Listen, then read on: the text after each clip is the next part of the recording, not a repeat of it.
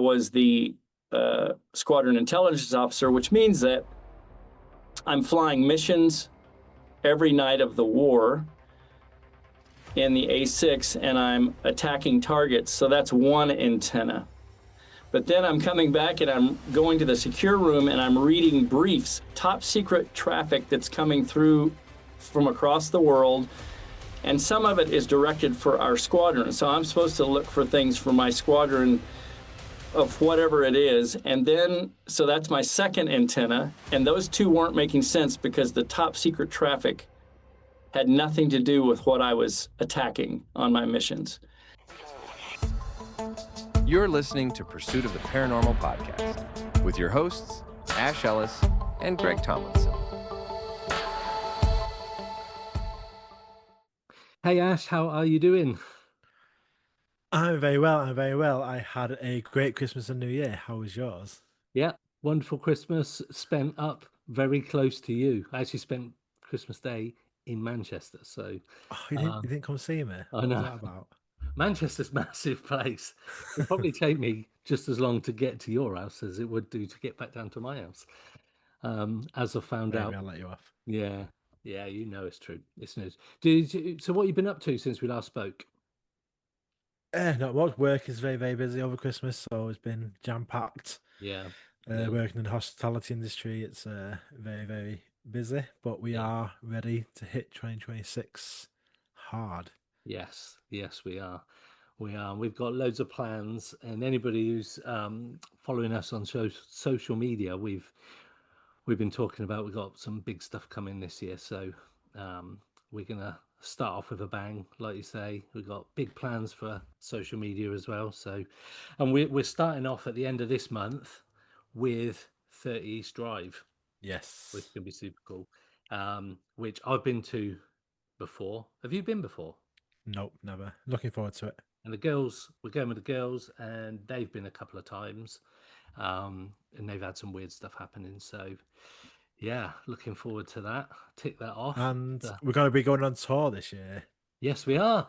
We've already got one booked in, haven't we? We got more than one. We've got at least 3 booked in. I will fill you in. Okay. I'm looking forward to that, and that's our talk around the parallels between UAP investigations and paranormal investigations, and building on our talk from Parachat last year. In Castle Cave in Hull. So which was awesome, and I love doing that. So that was a really good talk. So to start off the year, we've got a very exciting guest with us tonight. Very interesting. Yes. Very interesting.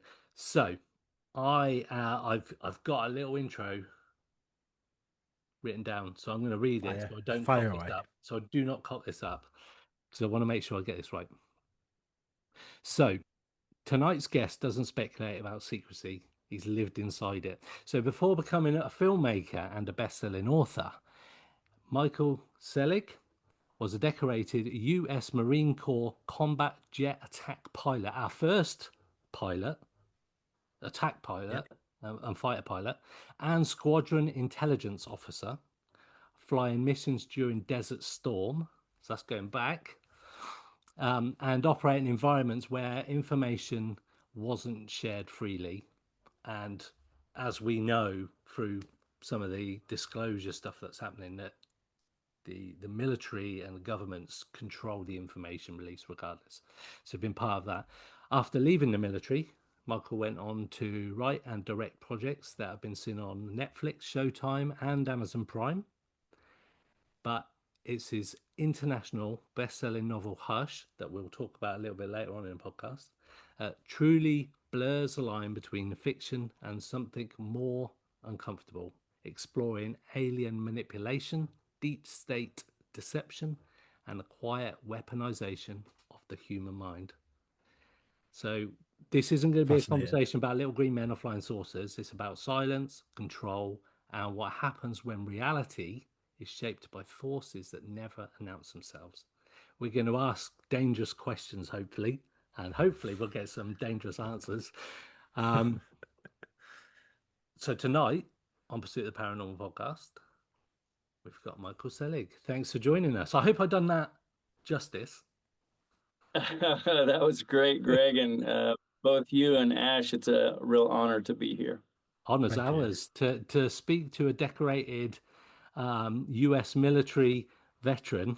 That's super cool. And I know from going to America that the difference between the US and the UK with military veterans, over in the US, military veterans are held in a much higher esteem, quite rightly. The UK doesn't care. UK Pretty doesn't much. really care. No, unfortunately not. But you guys also have kind of like, in my opinion, your SAS. They're the equivalent of the best that we have, in my opinion. They're unbelievable. I don't if they're not, kind of put on high ground over there. Those Not, guys in my book, I'm like, whoa, SAS, okay. and without getting too political, over here at the moment, and it has been for a long time, that obviously combat, the war environment, in the theatre of war, I'm aware that things are not quite the same as they are in civilian life. I get that. And emotions change people's reactions to things. I get that. And I know this isn't what we do on the podcast, but from the military side in the UK, the government are pursuing active and veteran soldiers for things that happen during the theatre of war. So if any I don't even know, we're not It's politics, complicated. but basically yeah, so they pursue actions taken by our veterans during the theatre of war, Wow. saying that they shouldn't have done these things. Right now, I don't know, I wasn't there. I don't Right. Their Super actions are complicated. super complicated, but these people, even from like 30, 40, 50 years ago, are still being pursued for stuff that they did. Wow. Yeah, so Oh, I had no idea. we don't treat our veterans quite the same as Mm. they do in the US. And I've been over to Florida, for example, and it was amazing to see that I went over to Disney World. Disney World in Orlando a few times, and go over on the boat from the car park, and there'd be a guy or a woman with like a military hat on or a top with a badge from where they were, and the guy on the boat would be going, "Thank you for your service, sir," and then everybody would be thanked for their service. Over here, they don't give a shit really. It's I just mean, a I do. little bit. I've got a lot of people that I know, Yeah, and I dread to think what they've been through. sure. But yeah, And politics flow like a river over time, and things will change. And maybe 10 years from now, that'll flip again in England, and who knows? Maybe in America, they'll be pursuing past war crimes. Who knows? but But I yeah. know what you mean. It can be complicated. Yeah. Sorry to start that off on quite a somber. Yeah. No, it's I crazy. It's crazy. actually learned something right there. That's really, I mean, we don't understand. There's no place that I would look that up unless I read daily British newspapers, which obviously I don't. So it's kind of interesting to know that, wow, I had no idea that was going on. I'll now kind of keep my ear to the ground, so to speak, over time. And Yeah. so, It's one of my- crazy because like we have such a close relationship with the US and the UK military, Right. and there's lots of still US bases over here run by the US Air Force and stuff like that. And my Right. uncle was in the Navy for 30 years, and he worked in New York on the US Navy nuclear on his secondment for like 3 years. Mhm. We went and visited him over there as well. It's like, and when like Greg said, we go to like we've been to SeaWorld in Orlando, and they do like before the show, they do a big thing like all our veterans stand up and everyone's cheering and stuff. It's like, what's happening? Like, it's just none of that in the UK at all. It's so Yeah. different, but we're so similar Yeah. in a lot of other things as countries. But that Yeah. side of it is just completely just non-existent in the UK for some reason. Yeah. It's Yeah. weird. It really is. It's mad. Yeah, I mean, I'm sure that the folks who care about the folks in the military there, give them calls behind the scenes to say, "Hey, we got your back." The public eye might not be so good, but we love you. So, Yeah, we appreciate everybody that's done service for the countries. So Sure. yeah, absolutely.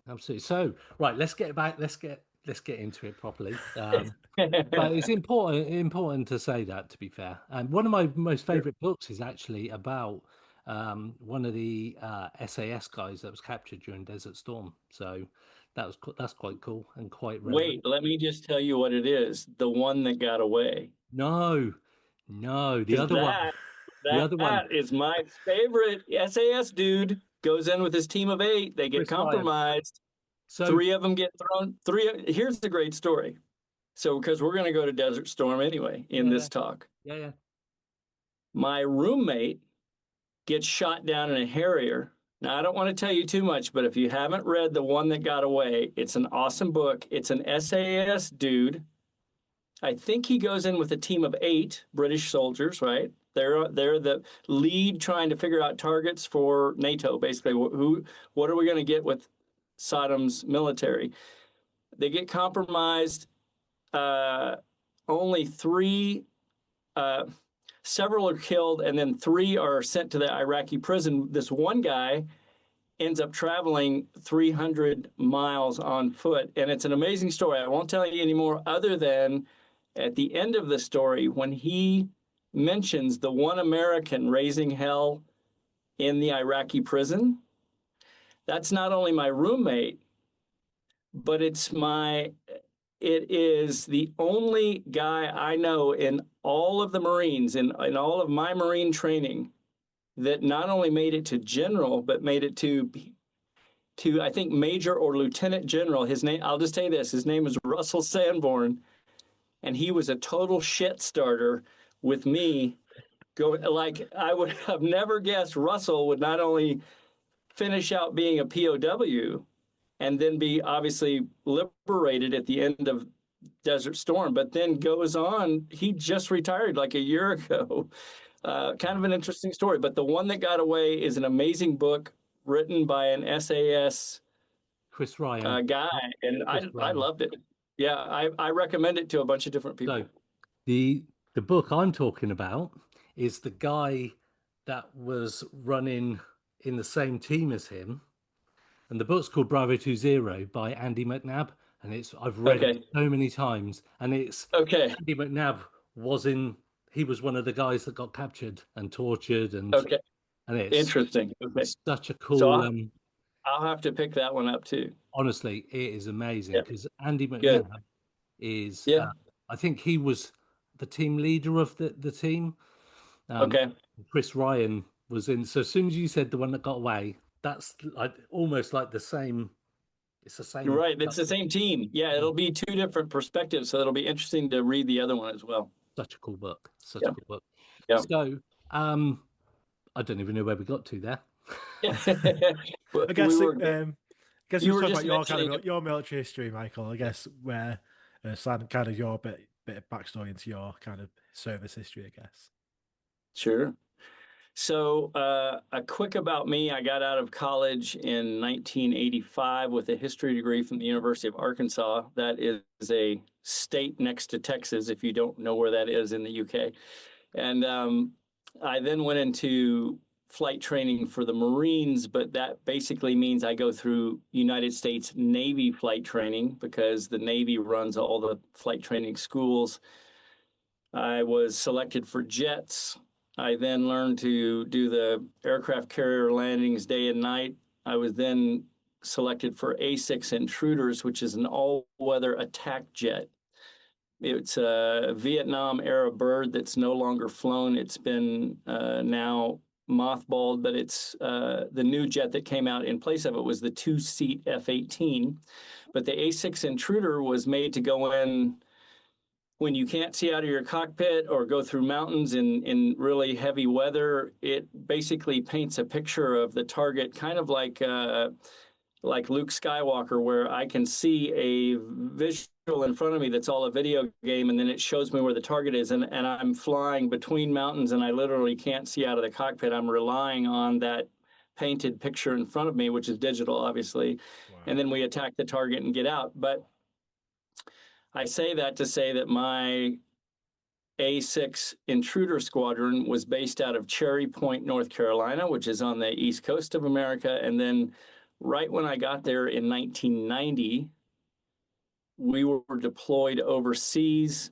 And at the end of 1990, we were told, you're now going to be the last squadron arriving to participate in Operation Desert Storm.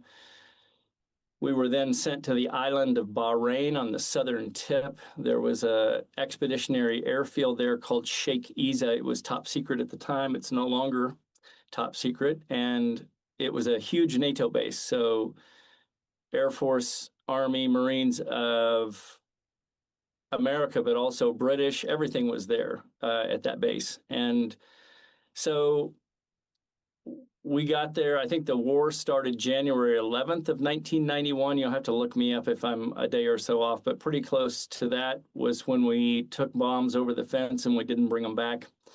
And during that time, I was the intelligence officer for my squadron, which means that anytime you're a pilot in an American squadron, you also have a kind of a squadron billet. So you can be the maintenance officer for 6 months, or you can be the intelligence officer, or you can be the logistics officer for 6 months. And what you're doing is you're kind of learning the other parts of your squadron and how it really functions, so that if eventually you want to become, say, a squadron commander, you know all parts of how the squadron works. That's how they train you. So it just so happens that when I got to Operation Desert Storm, I was the squadron intelligence officer, which means that I'm flying missions every night of the war in the A6, and I'm attacking targets. So that's one antenna. But then I'm coming back and I'm going to the secure room and I'm reading briefs, top secret traffic that's coming through from across the world. And some of it is directed for our squadron. So I'm supposed to look for things for my squadron of whatever it is. And then, so that's my second antenna. And those two weren't making sense because the top secret traffic had nothing to do with what I was attacking on my missions. So I thought, well, that's weird. They're not mentioning anything about Saddam Hussein's potentially nuclear weapon cache somewhere, and then I'm going to the squadron's, well, it's not the squadron, it's basically the air base's mess hall where officers eat, where the pilots were all eating. And of all things, in 1991, they have a huge CNN television screen, right? So I'm eating with my squadron mates, watching CNN, going, that's not making sense with what my missions are doing and with what the top secret traffic. And at that moment in time, I just realized there's some kind of bigger mechanism working here. This is not the American military running this. It's certainly not. It just felt like it was above all governments. CNN wasn't corresponding. And all I can say is at that moment in time, I thought, all right, something is just not adding up here, but I didn't know what. I was busy flying missions. So that's the beginning of my military career. The concise version of how I got to become a writer is after 8 years in the military flying, that's one tour for a pilot. They spend a little more money on you as a pilot, so you can't just stay in for 3 years and get out. You have to commit to 8. So I committed to 8. I got out. I went right to LA to begin writing screenplays, not only to produce on my own, but also for other production companies. So I'm a storyteller at heart, and then eventually that led to writing Hush, and here we are. Wow, that's one hell of an intro, I guess, to your kind of history. So, I mean, we'll come more onto like sort of the more UAP stuff. But I guess if you're training that you had, and you kind of touched on it there a little bit, you're kind of watching what the narrative was and thinking that's not what's happening. That's what's first started the cogs turning. So I guess with your training that you've had about obviously being observant and looking for patterns and stuff like this, how does that sort of turn into? Where do we get to UFOs? I guess from here. Sure. Where did that kind of come in? We will come back to this stuff, but sort of kind of just to link it initially. Where did that? No, that's a great. That's a great question, Ash. That's a good question. So, where it led to for me was obviously when I got out of the military, I still had that perplexed feeling of something's bigger. There's a bigger mechanism working here.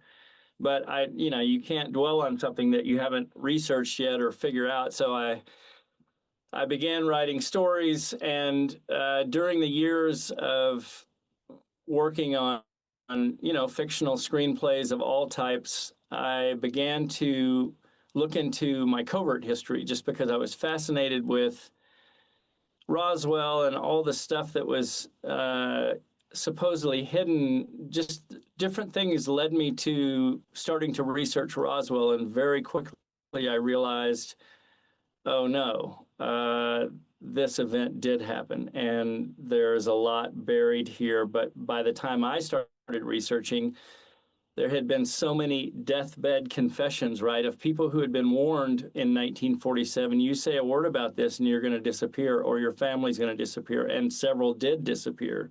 So the individuals that were giving deathbed confessions were literally saying, like, I wanted to talk about this my whole life, but I was too afraid, and I'm just going to tell you what I saw. I don't care if you believe me. This is what occurred. It became apparent to me that there were volumes and volumes of witness testimony, and looking into that, as well as some sources that I had at the time, I just realized, oh my goodness, I've been deceived. I've bitten on this mind control hook, line, and sinker. It was just a weather balloon thing, was completely part of that same mechanism where I could tell somebody bigger than the American military was controlling it, bigger than any, like, not British, not Canadian. I just had a sense that the entity that was controlling how I could be hoodwinked like that had to be smarter, almost smarter than human.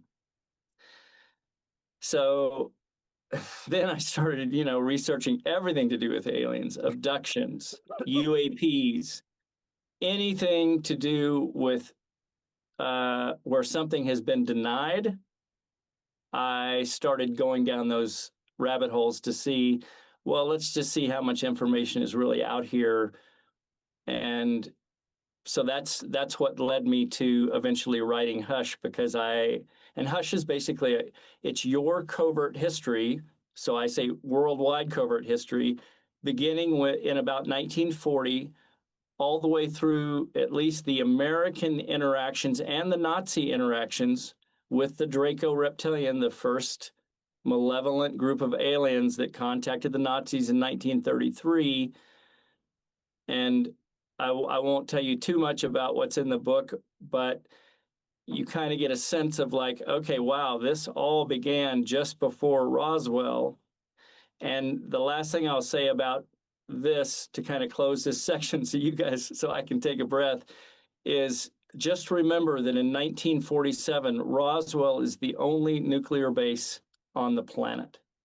So if you wonder why aliens may have crashed there, we're going to get to that, but that's the main reason.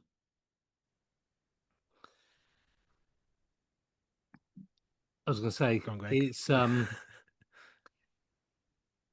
whole reptilian thing is interesting, because I've been into certain authors and people who research this for a long time, and it isn't something we've really touched on the podcast.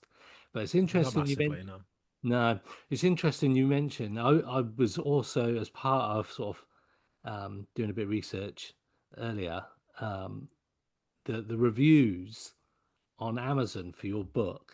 There are several reviews on there that say, although this is presented as a work of like sci-fi or whatever, I know the majority of this is true. So have you written it as a work of fiction, or is it your way of telling the truth? Okay, so it's a little bit of both. That's a perfect question. And here's what I've learned about, and everybody's experienced this that has studied alien events. If you read a book with a bunch of footnotes where the author is trying to prove their case, it can get pretty dry. Now, I love those books because the author is trying to prove their points. And so you can kind of vet, how well did the author do their research. But as a storyteller from being in Hollywood, I've learned that more people will absorb your story if you make the story king. The story has to be first. It has to be a badass story, right? A really kind of butt-kicking story. Maybe I'm using the wrong language for your British show. Should I not say those words? No, we don't. So it has to be really good story, right? First. And then whatever you put in there, if they want to do more research, they might realize, oh, dang, this might be your actual history. So yes, if you're reading in Hush about Eisenhower going to Roswell and he's in an armed convoy, that may be factual. If you're reading about Draco reptilians kicking things off with the Nazis because the Nazis were trying to conjure the devil, they were getting into everything because they kind of knew at the end of the day here, we're not going to beat gigantic America and Britain and the Russians. We're not. We're going to get smoked. So what can we do? Let's conjure the devil. They were conjuring the devil, the Himmler in 1933, and Fritz Todd are literally having seances to bring in anything they can get to help them out. Well, guess who shows up? Guess who was waiting for that day? The Draco reptilian. I want to say something about the Draco. All of us humans, if I'm going to mention to you about, and the reason I'm bringing this up is the Draco reptilians of all aliens are hard for humans to take as real, and I'll tell you why that occurs. If all of us were to meet an alien today, if the alien looks a lot like human, but maybe just has some freaky eyes or ears like Spock, we might go, okay, cool, that's an alien. Okay, I can handle this. But if I present an alien to you that's 8 feet tall, looks like a friggin' gigantic muscular lizard, and I tell you that mofo is not only psychopathic, he is a genetic genius. He has traveled here across the galaxy, meaning he's far more brilliant than you and me. He's telepathically talking to you, and he can friggin' control you. He can also enter your body and take your soul out. Then it becomes, oh my God, that's a whole lot. I'm telling you. Try to picture the worst of the worst. The malevolent thugs of the multiverse are known as the Draco reptilian. And I want to tell you something else about the reptilians. Just remember, like with humans, we have a faction, let's say the Nazis, that we could say is maybe not the best representation of humanity, right? We all try to do the right thing, but we have a faction that might be rough, all right? So of the reptilian species in the multiverse, there are probably thousands of them. Some have been here on the planet, super peaceful. They want humanity to thrive, et cetera, et cetera. They are not the Draco reptilians.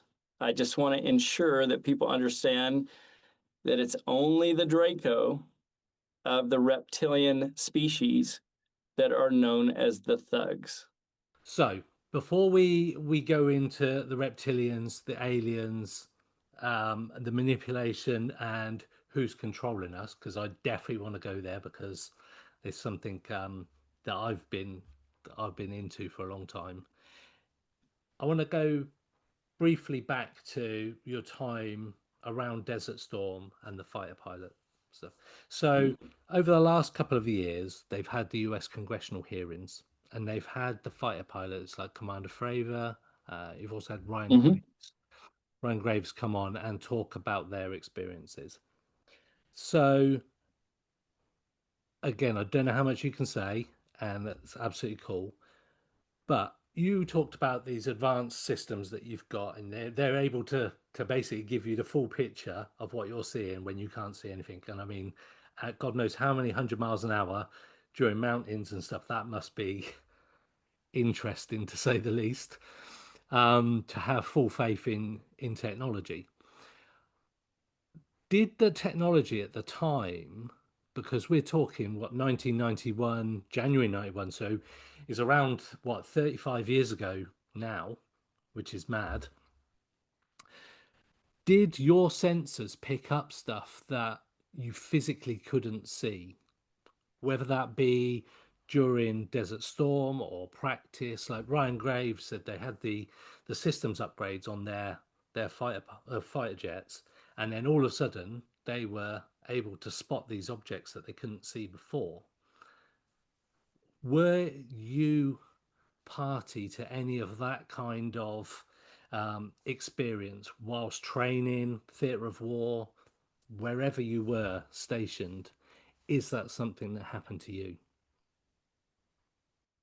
So the answer for me is no, but I will speak to your UAP encounters and I'm familiar with everything that you're talking about there. Yeah. I will give you a hint that never in a military jet would you have footage that is that blurred. So when you're watching those UAPs, you notice they're not clear.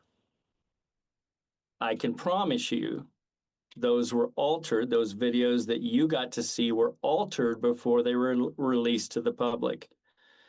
A jet in 2010, 2014, even clear back in 1991, if it's recording heads-up footage, it's absolutely 110% clear. So what I'm hinting at is not only were you fed that information, it was accurate. That's a real UAP that you are seeing. I'm just telling you that the folks, and I call them the cabal, above the American government, above the British government, above all governments, this is a very small elitist group who have literally manipulated and controlled the planet. Think royal family, they're involved. At the very, very top, have manipulated and controlled world events for 70 years. That's the group, and again, I'll just call them the cabal, that has been dealing in alien-traded technologies. And what I'm getting at is they play both sides of the fence. Why? To keep you spinning. So just look at it. Remember how excited everybody was when the UAP stuff started talking about, oh, Congress is going to talk about, oh, we're going to get disclosure.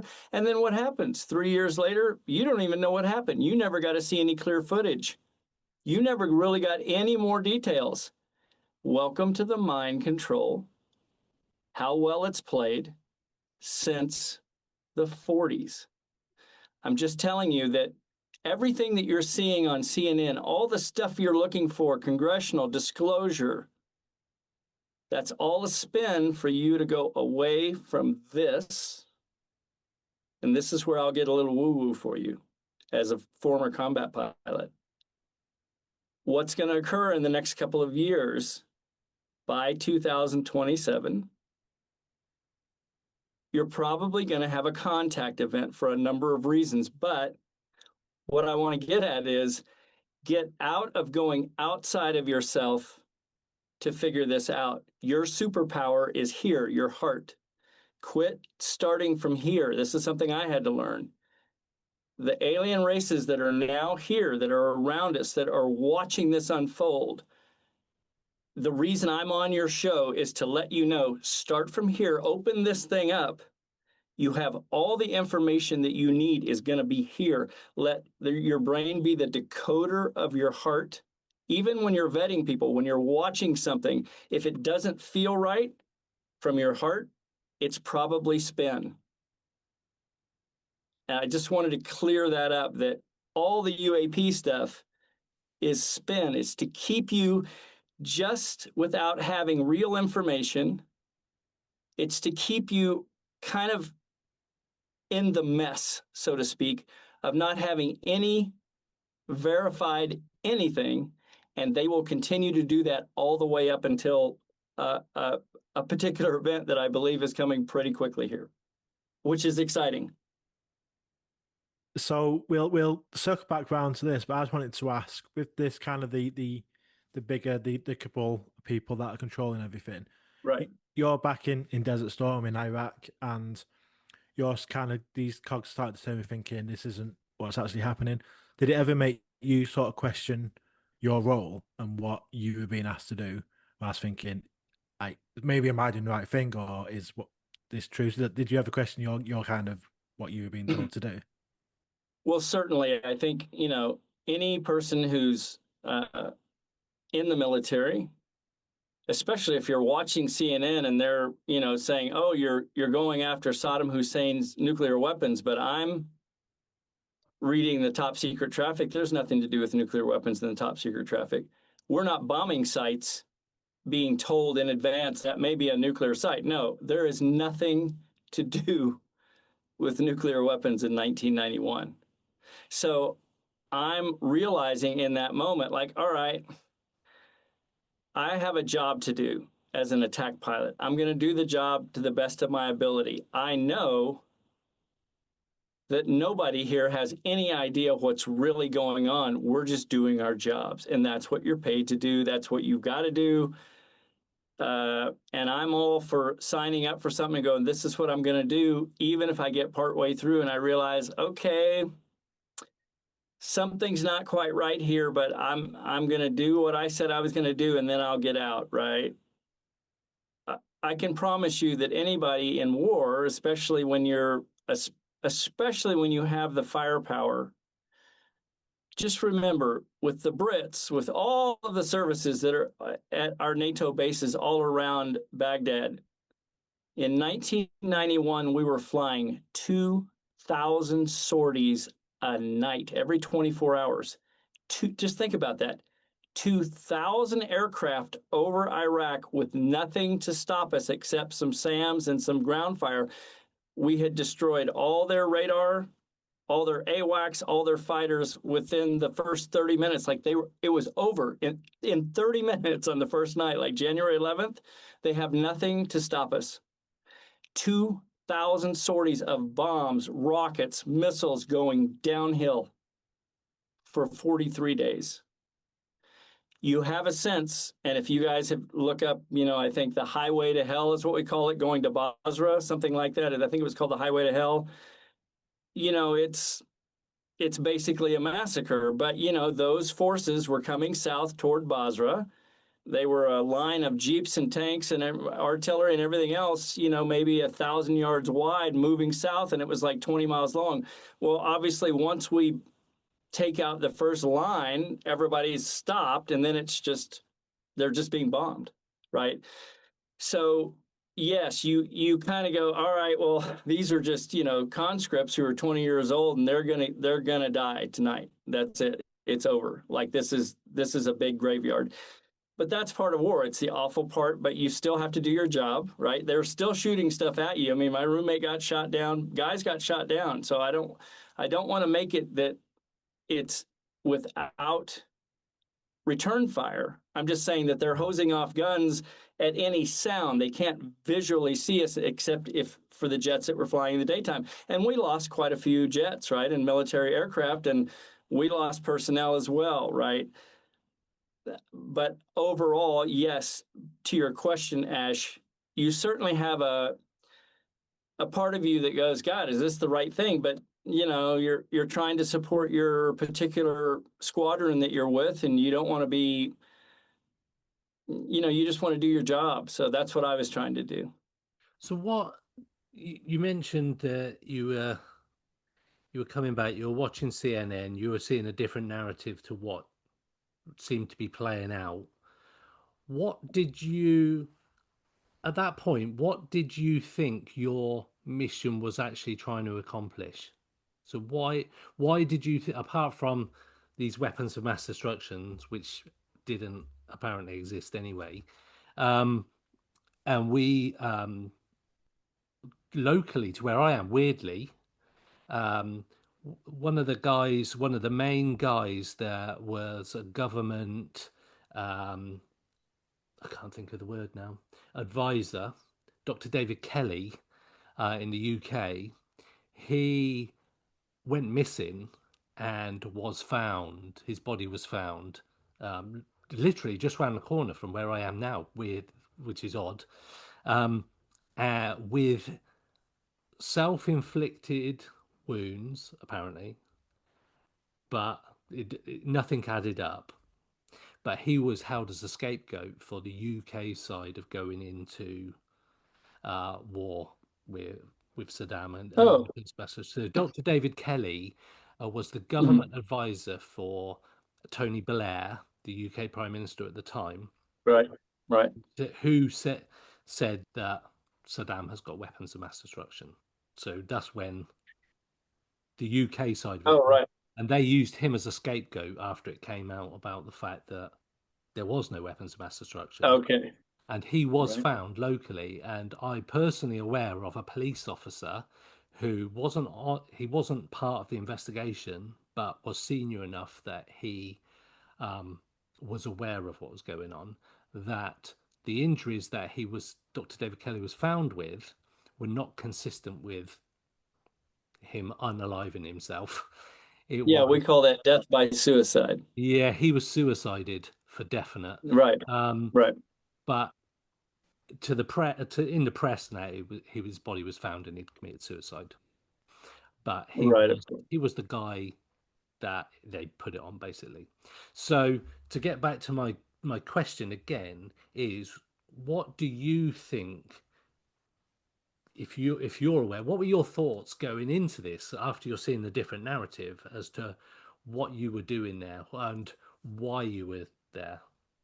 Right. So in the moment, let's just say that on night one, I'm told to go bomb basically a big Iraqi base that supposedly has an armory down low, and that there were chemical weapons, that type of thing, perhaps on the base.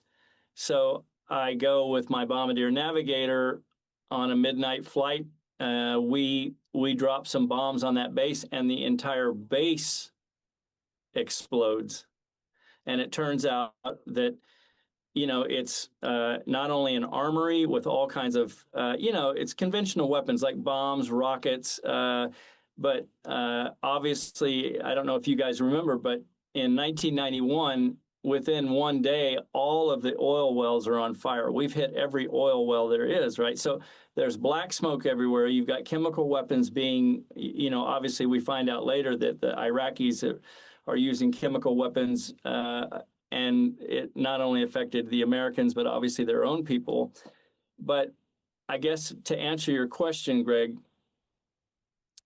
in the moment, I am flying. I see surface-to-air missiles coming up at my jet. I know other people have been shot down. I'm just thinking in the moment, like, how do I survive the next minute?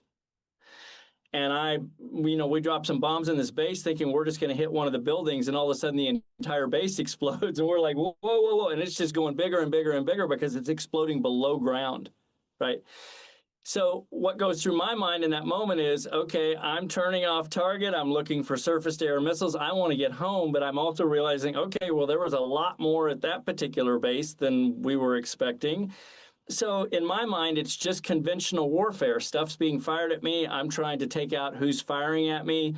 I know we've got SEALs and British SAS on the ground up there in harm's way, trying to call us in. Like they're the ones those are what I call the badasses: SAS, Navy SEALs, special forces of all services from all NATO. Those guys are friggin' up there in the stuff with the smoke and the chemical. And my job is I want to save those dudes, right? Like I want this to end so those dudes get out, because in my opinion, that's who's kicking ass, right? Like I can fly in my air-conditioned jet and come down and bomb something, and I'm most likely going to get away, but those guys might not, and a lot of them don't. And a lot of them, like if you saw Soul Survivor, they're willing to call in an airstrike right on their own position to save one guy that may get away, right? So I always look at it like, well, we always talk about in the Marines as a pilot, you are there to support ground force Marines. But in this case, there were no ground force Marines in the area, but there were SAS, Navy SEALs, forward air controllers. They're called forward air controllers in the military for the U.S. It's basically a dude who has snuck through enemy lines and said, I'm going to put a pipper on this target over here. It's a building. Any air power, come in and take this pipper, and we'll track that pipper and we'll find it and we'll destroy whatever that dude is holding his pipper on. So you're just like, I'll do anything to help that, and then I'm getting out. So to answer your question, Greg, it's a roundabout question, but I'm only concerned with getting back to the base, right, alive, and then the next mission might be you're going to bomb a line of tanks that is now coming south. So to me, it was just like conventional warfare. Yeah, I'm there to stop Saddam Hussein's forces from coming into Kuwait, right? So that's the answer to your question. Is I just looked at it like, okay, whatever is going on with CNN, it's not nuclear. Whatever is going on with the top secret traffic has nothing to do with what I'm doing. But what I am doing seems to be stopping conventional forces from coming south. I'm down with that. They're shooting stuff at me. Screw them. I'm bombing. Yeah, fair point. That was, it's just survival. So now you sort of get out and you started looking into and going down the rabbit hole of the cabal. We'll call them the cabal. Sure. And all the deception, the manipulation of information. What do you think was the reason for the weapons of mass destruction story? Why were we going into Iraq? Why were we trying to stop Saddam? Because I know anybody of a certain age will know, like, the Desert Storm thing and whatnot. But I just wonder why these people or these entities that are controlling us and controlling information and controlling what's happening, what was the purpose of Desert Storm for that part of their narrative? Right. Good question. So I think it was a twofold thing. One is the cabal wanted the alien traded technologies that of all people Saddam had in his museum. Now, I have to distinguish. Generally, an alien traded technology is when humans, the cabal, meets with an alien group and says, look, if you'll give us a ship, we'll give you humans or whatever you want. Generally, it's humans. And I'll more of that dark topic you can read about in the book. But Saddam Hussein was known to have literally ancient alien artifacts that had been found and brought to him. And I believe one part of the twofold reason for the Iraq war is the cabal wanted to get in there, but Saddam Hussein is kind of, he was lethal from the standpoint of protecting that stuff. It was difficult to get in there to recover that stuff, but if the cabal could start a war and get ground forces in there, so that's number one. And we didn't even take that thing, that whatever it was, museum, and to find all these artifacts till, you remember, we went for round two with Fallujah and all that. That's where ground forces went in. But the second part of your question, Greg, about why we would have gone in, the cabal literally can create that, just like 9/11, just like the MH370 thing that I'll talk about later. The cabal can literally twist things to get what they want. The other thing that they wanted, that I understand, was to establish that we could go anywhere and take anything from anybody if we wanted to. So, prior to that, we hadn't gone into Afghanistan. We hadn't gone into, say, Iraq. We hadn't gone into Iran. And because we're so far away, my sense was the cabal wanted to establish, we just want you all to know over here that we are capable of taking any country we want. And what that does for the cabal is, if through back channels they threaten a country, even Israel, that they want something from, now you're going to sit up and take notice because you realize, oh, America will come into Iraq knowing there's no nuclear weapons. They'll just come in and they'll bring NATO with them. Who's really running that is the cabal. So if you're Iraq, if you're Iran, if you're Afghanistan, if you are Hamas, right? You're going to think twice about doing certain things, including Israel. Like we don't always, I won't get into the Israel-Arab thing. I will just say I like both sides equally, and I don't like what's going on at all. I like both sides equally. But I will tell you this. Obviously, one side has not only technologies, but alien-traded technologies that sometimes pisses off the cabal because they trade on their own. And they need to understand that at the end of the day, yes, we will hammer anyone, meaning the cabal will hammer anyone that gets in their way as far as alien-traded technologies. That's how powerful the alien-traded technologies are. And you'll learn more about that in Hush as far as the reason the blue bloods will literally, they don't care about losses if it means getting alien-traded technologies. They could care less about humanity. It's that bad. So, obviously, a lot of the stuff that you sort of just mentioned, even that past couple of minutes, a lot of people probably have quite a hard time kind of believing this sort of stuff. And that obviously comes down to psychological aspect of things, the mind control sort of stuff. Why do you think that people are quite easily controlled? What is it that makes the general public as a whole this easy to control, do you think? So it's a good question. And I'm going to ask you, you're saying, why is it so easy to control, or why would they want to control us? What is your exact? Why is it so easy? Could we see it on a small scale where there'd be a Facebook post by a certain newspaper and everyone just blindly believes that without even just believing the headline, without even reading the article, stuff like that? People just tend to just believe what they're told. I guess that maybe answers the question a little bit, is that people don't really look into things too much. I guess the question is, why are people so easy to control? Why are people so blindly willing to believe what they're being told, basically? Right. So to answer that, a lot of that has to do with feeling safe in the universe, right? So you want to believe that what you're reading about on the news or what you're listening to on the news regarding what the newscasters say about good people and bad people, you want to believe that that's the real story because it makes you feel safe.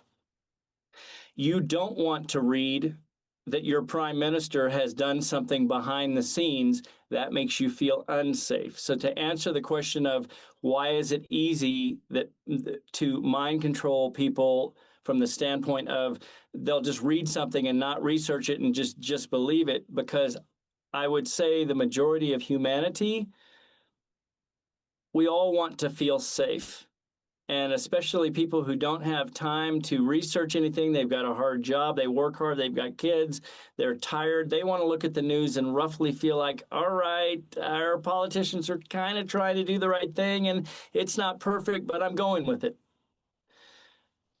That's, to me, what I want. I want, I want to believe my government, your government, all governments are trying to do the right thing. Do they always? No. Do I still love my government? I do. I want to believe that the heart of my government and the heart of the British government is good. When I do my research, I realize parts of all of our governments work for the cabal. There are mouthpieces for the cabal within the government, within my government, your government, all governments, who say the right things to twist and manipulate and control us. And that's where it gets hard for me. But but to answer your question, yes, most people just want to feel safe. They don't want to look any deeper. They just want to be told that everything is all right. And to me, that's kind of humanity in general, including me. I want somebody to tell me the truth, and that, okay, the good person is here and the bad person is here, but that's not the way it really is, right? We learn that. But most people don't want to go there. They've got a full life. They've got kids. They just need a break, right?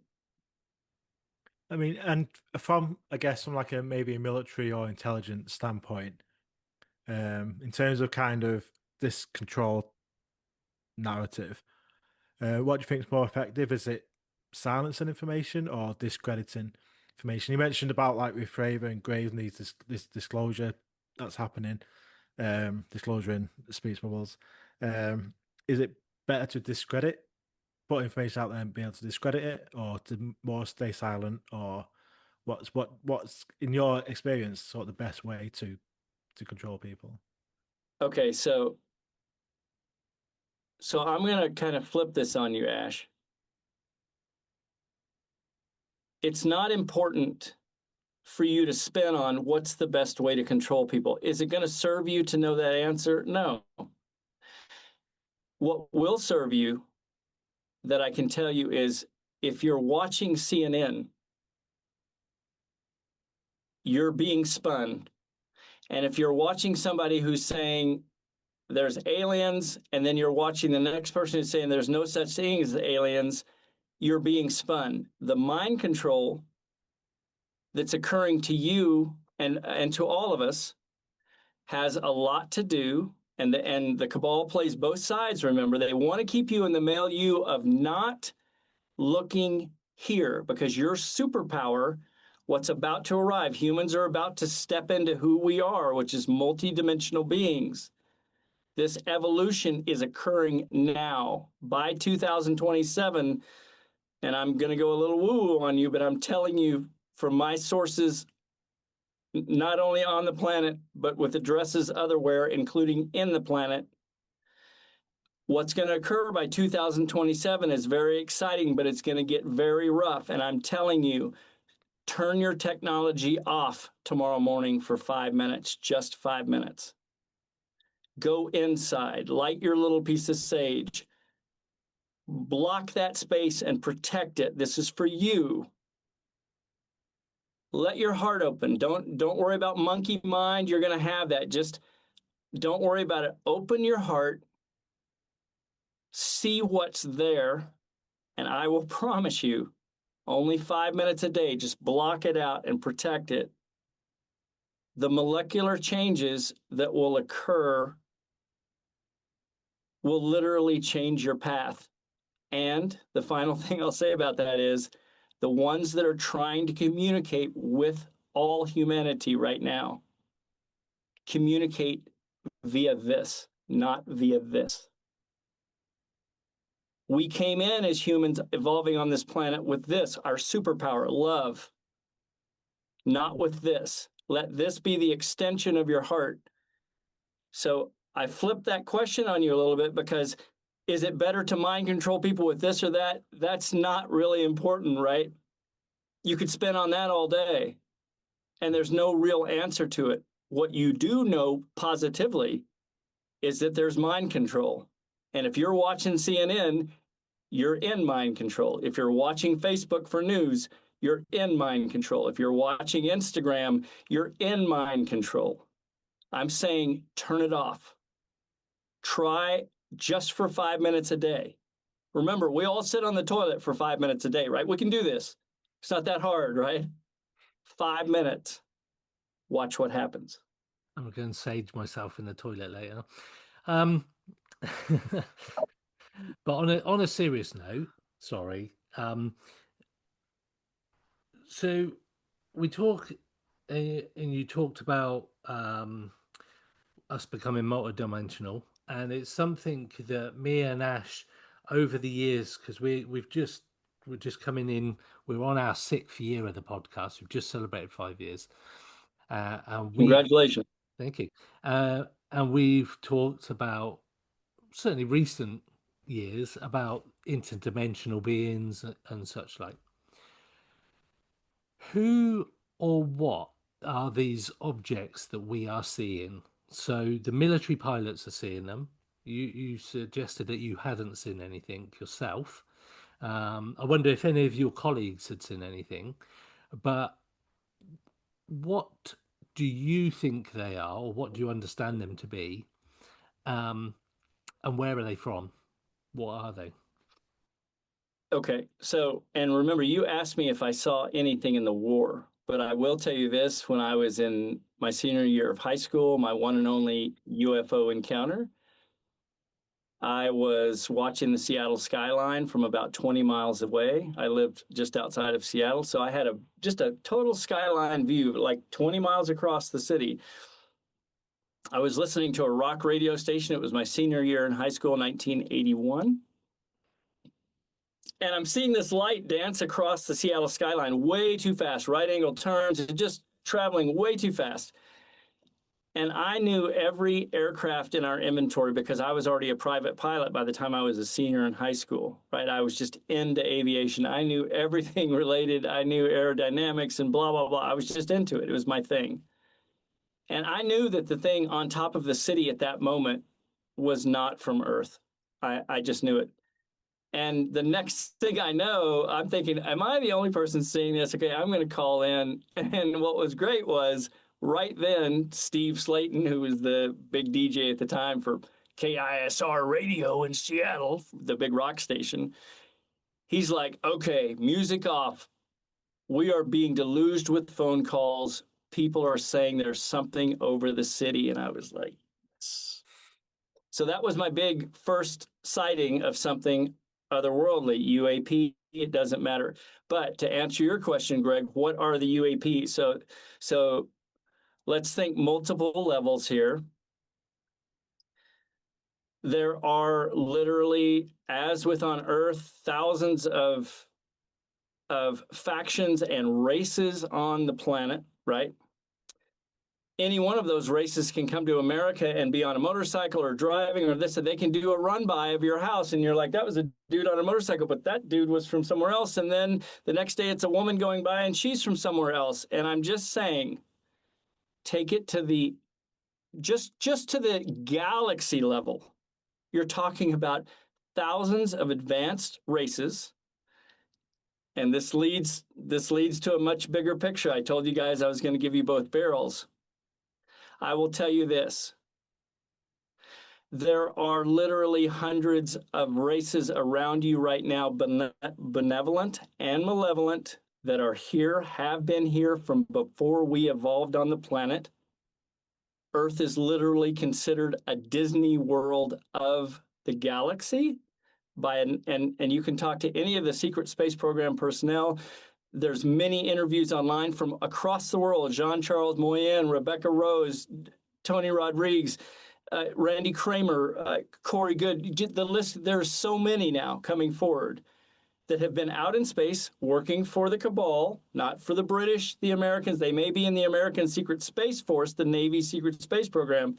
Trust me, it's all run by the cabal. It's not the U.S. Navy. I mean, they do now run it. I don't want to get into the details of that. You can read more about it. But what I'm saying is, what's around you, what's in the planet, honeycombed, what's in the moon. It's not what you think it is.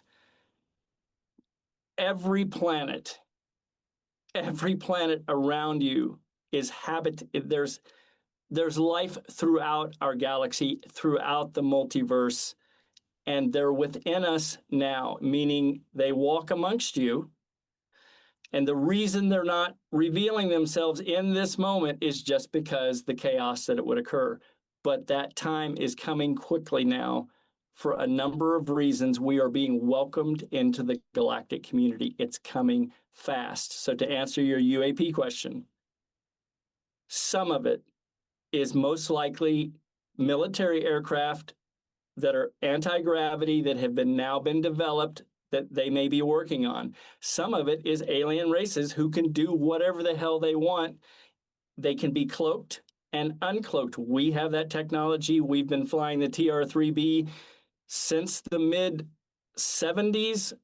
built by Lockheed Martin, delivered by Northrop Grumman. It flies daily out of McCord to the Lunar Operations Command on the backside of the moon. Talk to any secret space program personnel, they're like, we're all brought back to the Lunar Operations Command before we're age regressed and before we're mind wiped. That mind wipe technology is now glitching across the world.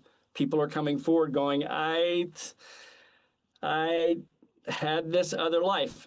And all of their stories overlap. The same alien races, the same spaceports, the same ships. They're all working. They didn't know each other in the secret space programs. But what I'm trying to say back to the UAP thing is, on any given night, if there are cloaked ships around you, if for whatever reasons they uncloak for their own particular reason, and a UAP is seen, I can't positively say that's a Venusian ship or that's a Draco reptilian ship, unless it's triangular and black.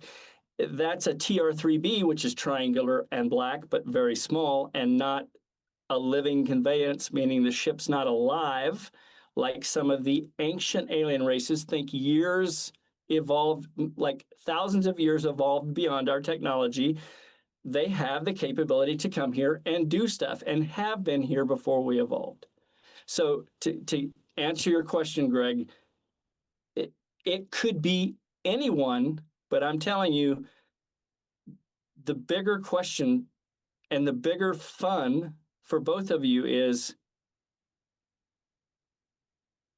what in the hell is happening overall? Not just UAPs, but what's occurring with the planet, the vibrational frequency of the planet rising.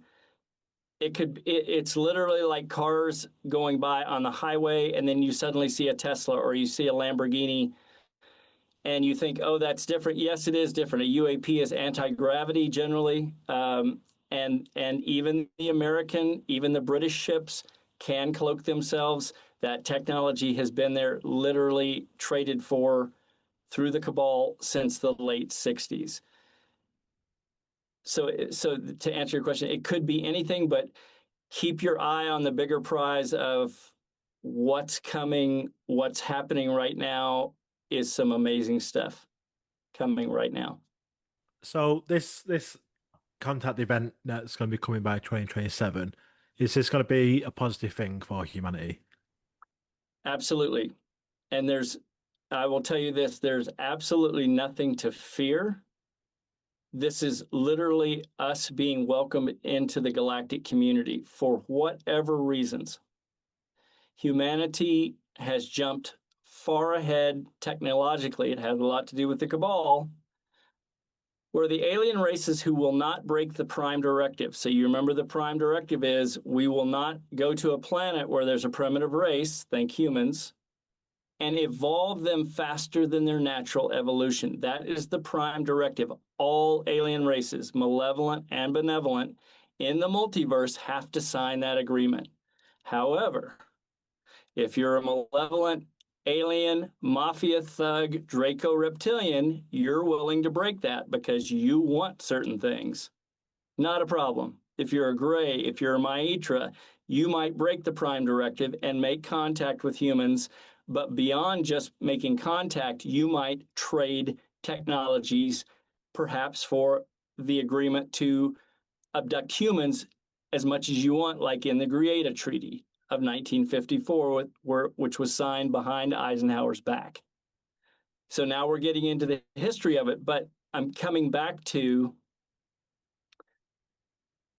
what is, the general contact event that's coming. To make it super concise, we have gotten to the point that the bad guys are now on the run, the ones that have been breaking the prime directive. A number of events have occurred. And to give you a hint, Draco reptilians who reside in the lower fourth density, meaning we're in the third density, we can see each other, we can participate. There's a space in the third density that we're operating in right now. But as you know, Nordics can come out of the seventh density and appear before us. They have that technology. Draco reptilian can come out of the lower fourth density if they wanted to and appear to us. what's occurring with the planet, with the rising of a frequency, and there's a bigger picture to this, but I'll just say that the frequency of our planet, of Sophia or Gaia, whatever you want to call her, she's rising and we're going with her. It's like the mother bear taking the cubs. What that's doing is it's literally physically forcing the Draco reptilians and the other malevolent energies who work in a malevolent realm, is all I'll say. They can't physically stay on the planet. A lot of those entities are who have infiltrated the cabal that controls the planet. So even the blue bloods of England, king and queen, may be reptilians. They physically can't stay on the planet as this is occurring. By 2027, the contact event that is coming, and I'm not saying what day of 2027, this is a general from all sources that I'm getting, and this has been talked about since about 2020. Everyone's been saying roughly 2027, we may have a contact event, meaning ships may appear over London, Manchester, Oxford, just for a moment and appear. And what's going to happen? They're then going to recloak. Why would they do that? What do humans do when that occurs? You get on a podcast and you go, you guys, I know you're not going to believe this, but over Oxford, there were 6 ships. We just saw them yesterday for 30 minutes. And then Manchester, people are going to be like, no, we saw them right here in Manchester. And then you're going to realize that it was worldwide. It was worldwide for 30 minutes. What do humans do? They talk about it. What does that do for all of us? It makes us pump the brakes and go, okay, I guess there's aliens here. We now have to start to digest that, right? And 3 days later, maybe we have another 30-minute sighting. Well, now the whole world's talking about it, including the religious groups who are trying not to freak out. And then finally, we're going to have a landing where beings will come out of the ships. Will those beings have the technology to make you feel good if you are near the ship? Yes, they will. I'm saying use your heart before you go with them. If they say, hey, if you want to come with us, we can take you to a planet where you won't have all this chaos like on CNN and all this hatred and gunfire and, this violent thing that humans are. And you can go, yeah, I'm just saying, before you make any choices, use your heart. They may not be in your best interests, meaning it may be a human harvest of the people who are now on the run, the malevolent groups on the run, trying to grab as many humans as they can as their last-ditch operation. But the good news is, this is your superpower as we step into who we are, and it's coming. All the alien races, malevolent and benevolent, will flat out tell you humans are royalty. It's not because of our technology, because obviously alien races have much more technology than us. It's because of our potential.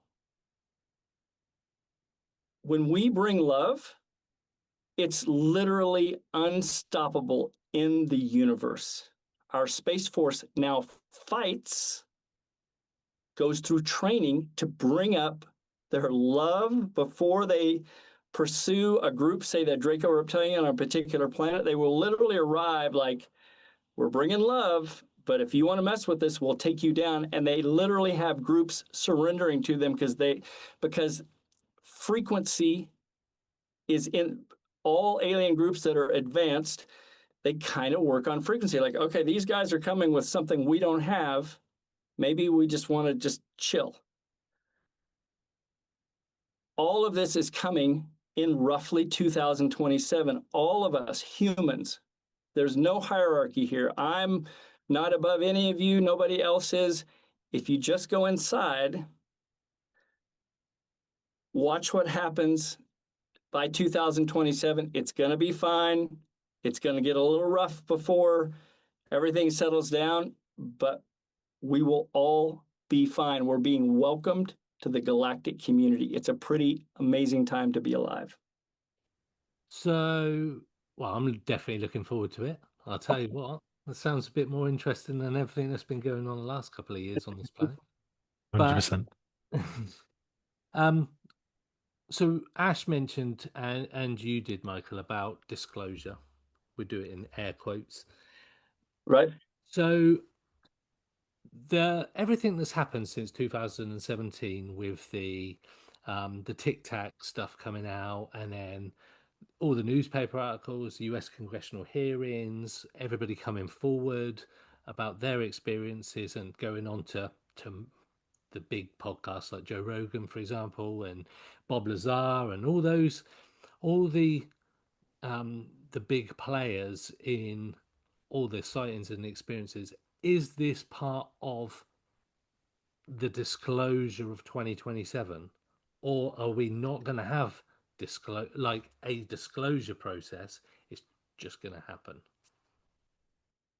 So really good question. So remember, disclosure is an individual experience for each one of us. For you, learning about something Bob Lazar says, and I love that guy, he's put up with a lot and he's the real deal. It's going to be different for you, Greg, or different for you, Ash, disclosure is, but I'll tell you this, there is not going to be, a congressperson coming forward and going, on 3rd Street right now, we're opening the Alien Museum and we're going to let you now come in and see all the old alien ships that we've had forever that are thousands of years older than our technology, and they're alive, and you're going to see live and dead aliens in the museum, and here we go. So disclosure is, you're not going to get that. There's no agenda for companies like Lockheed Martin to suddenly step forward and go, hey, you know what, we've been kind of lying to you. Yeah, we've been doing reverse engineering for 70 years on all these different alien-traded technologies. They don't have any agenda. They are making trillions of dollars, not only on this planet, on other planets, via the cabal. They're handed military contracts. Our Congress people, they come and go every 2 years. Our president come and goes every 4 years. They don't know squat about what's been going on for over 70 years. They have no idea all of the unacknowledged special access programs that are handed to military contractors throughout the world, throughout the planet, who may be working on a small compartmentalized piece of an aircraft that they know is going to space, but they don't say anything because they're being paid well. They're just told, hey, we want you to reverse engineer this little thing we got from somebody, and they're like, well, what is this? We're not going to tell you, and you're going to keep your mouth shut. And you do when you're being paid trillions. That's the way it works, right? So my point is about disclosure. It has now come to the point where even the benevolent races are realizing, okay, humanity, for whatever reasons, is finally ready. And some of it has to do, Greg, with what you said, which is, we're now seeing it on Joe Rogan where people are coming forward and they're kind of saying, I've been involved with alien-traded stuff. From Hal Puthoff talking about it to Bob Lazar and everybody else. But I'll tell you this, as much as you have this amazing podcast and you're asking all the right questions, the three of us are, maybe we're 2 to 3% of the world population, right? Billions. Right? What is it? 8 billion?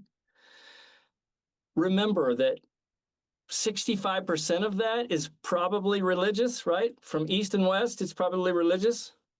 They're not even going to hear a Joe Rogan show, right? The point being is that because the welcoming is happening and coming, what's basically been agreed to is we'll have a contact event. We'll display ships throughout the world, and we will slowly kind of pulse it. And then at some point, humanity will have talked enough to say, okay, we can have a landing now. And pretty much overnight, people are going to go, all right, wow, I guess there's anti-gravity ships that don't make any noise, that can hover and cloak themselves. And dang, it's not just American ships, it's British ships, it's Canadian, it's French, it's Brazilian ships, it's also alien, or I should say ET ships. The correct phrase is ET. We're not supposed to use alien, I'm being reminded, because that means a part. It's ETs, extraterrestrials, right? So if I say it again, correct me. But if you think about it, it kind of makes sense. There's been so much what I call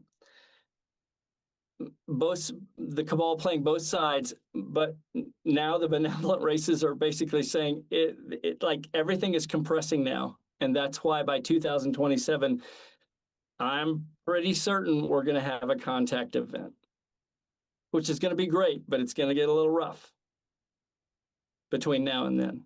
So use your heart. I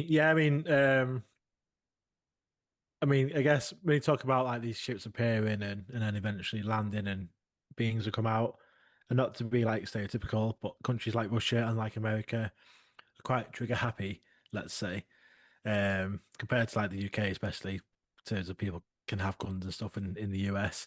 There'd probably be a lot of people that would, let's just say, not take kindly to these ET appearing in front of them. So is there a risk there of, let's say, fire or some type of reaction from like sort of people that are a bit more trigger happy?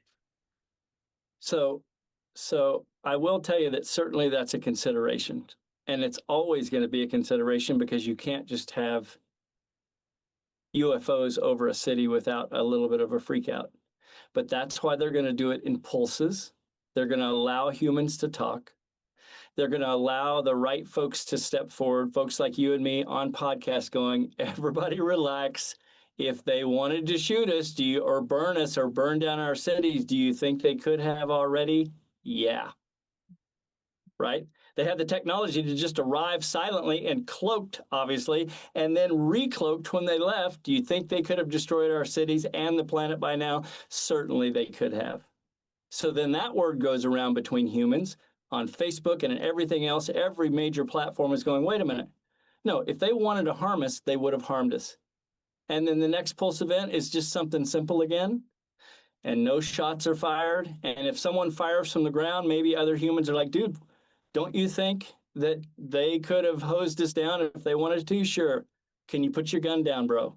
Right? There's going to be common sense that steps forward. There just is. And then there's going to be a landing. And then, individuals who may look kind of like you and me may evolve from the ships. And I'm just saying, at that point, no matter how mirthy you feel like, oh, these are the gods returning, use this part and you'll be fine. There'll be nothing to fear. So much information and so much I want to ask. So you talk very confidently about this contact in 2027. And like I want to be clear, somewhere approaching 2027, I'm not saying it can't occur next week. I'm just saying between now and the end of 2027, remember, this is a massive thing that has to be worked, and it's being worked between thousands of aliens, ET species, benevolent. What is your information? I know you mentioned that there's different sources telling you or giving you this information. What kind of sources are there? Because there will be people listening to the podcast, and to be sure, fair, we've got a captive audience on Disclosure. You bet. People who listen to the podcast and that we interact with regularly online believe. Right. I'm pretty sure that we don't have many. We have skeptics, obviously, and it's healthy to be skeptic. But ultimately, a lot of our listeners are already invested in this. They're aware of all the shit that's going down. They're aware that we're not being told everything. They're all aware of special access programs, all these kind of things. Good. People are. We've had past life regression. We've had people claiming to be gateway wardens to heaven. So we have an audience of people that are fully invested in this, and I think they would probably welcome this contact event, or maybe not, depending on what entities are going to come out. How well placed are your sources to give you that information to make you confident enough to say there is something going to be happening? at some point shortly. And I say Yeah. shortly, next couple of years. Yeah. So I'm going to give you sources that are, for instance, you've mentioned Bob Lazar. I'm going to give you sources that your listeners can go to right away, and their message all the way. So I'll just start with this. Go to Gaia TV. Watch literally every episode of Cosmic Disclosure, whether you believe it or not. When you get to Randy Kramer, who is currently in the Marine Corps Special Service, meaning the Secret Space Force, and has been all of his life. When he's speaking about a contact event coming up, when you get to the German in Cosmic Disclosure on Gaia, who goes by, we've got Tactical Tim here. He is a German guy working for the German government, who they bring him in to deal with interdimensional beings and greys and other species who the German government is in contact with. When you hear these interviews, and remember, these interviews are from 2021, they are saying very quickly here, we see a contact event coming.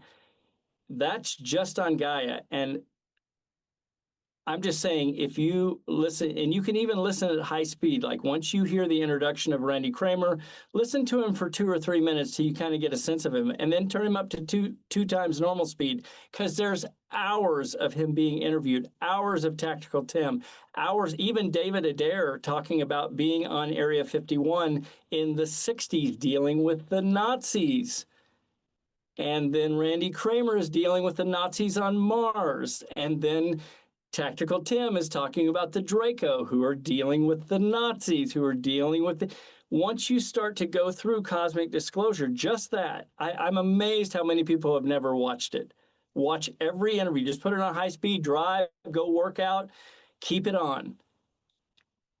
At various points in all those interviews, Tactical Tim will say, well, as best we can tell, it looks like around, and he's saying 6 years from now in 2021, Randy Kramer will say the same thing. It looks like the compression is occurring now. We're going to have a contact event. And here's one of the main reasons why.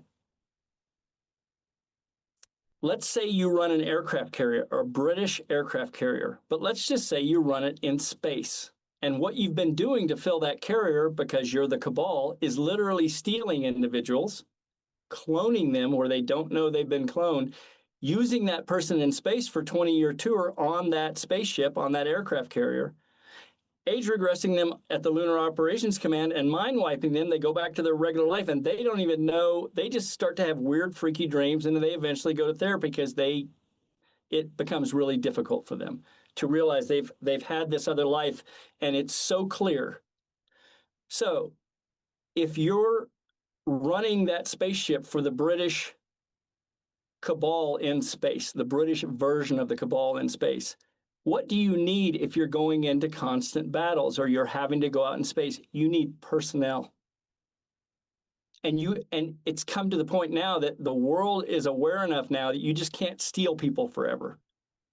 And you don't have the personnel because you do a 20 and back, and now you need more, and you just can't steal people anymore. There's too much technology around for people to go, okay, there's bad stuff happening. So even the cabal realizes, all right, we are ranging so far out in space with all of these battle groups. And I'll tell you, there's at least 16 battle groups that have been in space since the 60s. That now they've got seats to fill. We have bigger missions. We are now, humanity is now ranging so far out in space. Our technology has evolved so much because of alien-traded technologies being used in space and on the planet, that now we need literally a draft of humanity, the entire world, to say, all right, guys, we're in space, and anybody who would like to go to space, we're not going to tell you how we got there and that we've been there forever, but we need you now. Does anyone want to go to space? Well, yes, everyone's going to sign up for that because that sounds exciting. And that's another one of the big reasons that it's coming by 2027. We have needs and seats that have to be filled on your British aircraft carrier that's a mile long in space that's been out there for 20 years. Yeah. Common sense.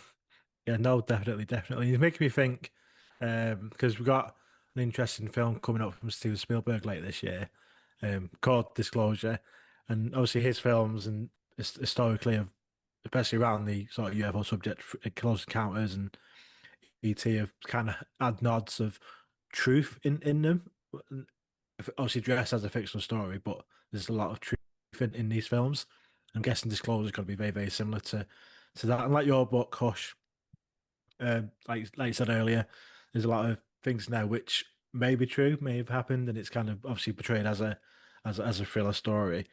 So do you want to just kind of to finish off, to wrap up, tell us a bit about the book, and where people can find that, and kind of the motive behind this book in particular. Sure. It's been a pleasure, Greg and Ash, to be on your show.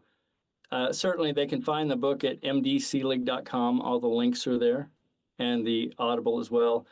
I will put out a punch for, if you do read it or listen to it, please give us a review, because my job is to kind of get this message out, and it certainly helps in the Amazon algorithms if you give a review. And the final thing I'll say is, it is a very exciting future for all of us just ahead. It's going to get a little rough. Hang in there. It's going to be really amazing. Great message, and yeah, thank you. It's been kind of a podcast of two halves. This one, went all down deep on the military stuff, and then we've gone with the disclosure and the contact stuff. But it's been great. It's been really, thank you for sharing your experience and your thoughts on everything. Yeah, It's been my honor. As soon as this finishes, I'm going straight on Amazon. I'm going to buy the book. Absolutely. You might enjoy the Audible, because I do, all the British voices, so it's kind of fun too. I do. Plus, like you can this ride your thing. bike. I do. You drive can a lot. ride your bike while you're doing it. Yeah. Yeah. Cool. I can't wait to read it now. But yeah, thank you so much. Happy 2026, and would love to speak to you again for definite. Anytime. You guys know how to get a hold of me, and I'd be happy to come back, and it's just going to get more and more fun for all of us. So hang in there, and look forward to seeing you again. Happy New Year to both of you and your listening audience. Thanks for listening to Pursuit of the Paranormal, title music created by Steve Yarwood and Ambi-Infinity. If you like the show, please follow us on Facebook, YouTube, TikTok, X, and Instagram. And if you really like the show, please rate and review the show wherever you are listening. It really does help. See you next time, and until then, stay weird.